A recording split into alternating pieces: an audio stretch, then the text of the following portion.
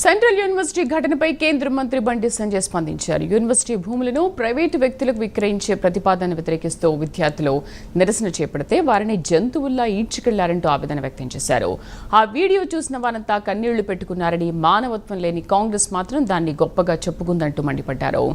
400 ఎకరాల భూములను అమ్మి రాష్ట్రాన్ని పాలిస్తారా అని బండి సంజయ్ ప్రశ్నించారు.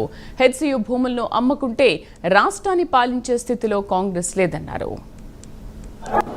మా భూములు, మా యూనివర్సిటీ భూములు అమ్మకండి అని చెప్పి ఆపే ప్రయత్నం చేస్తే వాళ్ళని గొడ్లను నేను చాలా బాగా అనిపించింది. నేను చూస్తుంటే ఆ చిన్న చిన్న అమ్మాయిని గుంజుకోబోతుంటే ప్రతి ఒక్కరు ఏడిచారు. ఆ వీడియోలు చూసినా ప్రతి ఒక్కరు ఏడిచారు. మానవత్వంలో మాత్రం ఏడిచారు. ఇక మానవత్వం లేని కాంగ్రెస్ వాళ్ళు మాత్రం అది గొప్ప చెప్పుకుంటారు. వాళ్ళు 400 ఎకరాలు అమ్మి ఎల్మి రాష్ట్రాన్ని పాలిస్తారు, జీతాలు ఇస్తారు, మీరు పాలిస్తారు, అంతే కదా. ఎస్సీ భూములు అమ్మకుంటే ఇక పాలించే స్థితిలో లేదు తెలంగాణ రాష్ట్ర తెలంగాణలో కాంగ్రెస్ పార్టీ ప్రభుత్వం. ఎస్సీ భూములు అమ్మకుంటే తెలంగాణ రాష్ట్రాన్ని పాలించే స్థితిలో కాంగ్రెస్ ప్రభుత్వం లేదు. ఈ నెల గడవాలంటే ఎస్సీ భూములు అమ్మాలి, 1000 కోట్లు సంపాదించాలి, 50,000 కోట్ల దాకా సంపాదించుకోవాలి. ఈ నెల 40 రోజులు తెలంగాణ రాష్ట్రాన్ని పాలించాలి. నెక్స్ట్ మళ్ళీ ఇంకో భూములు అమ్మాలి.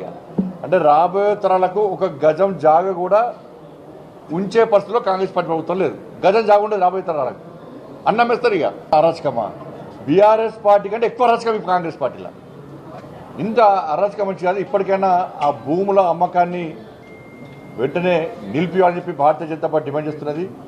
ఎవరైతే విద్యార్థుల మీద లాఠీచార్జ్ చేశారో, విద్యార్థులు కొట్టారో ఆ పోలీస్ అధికారంగా చర్య తెలుసుకోవాలి ఫస్ట్.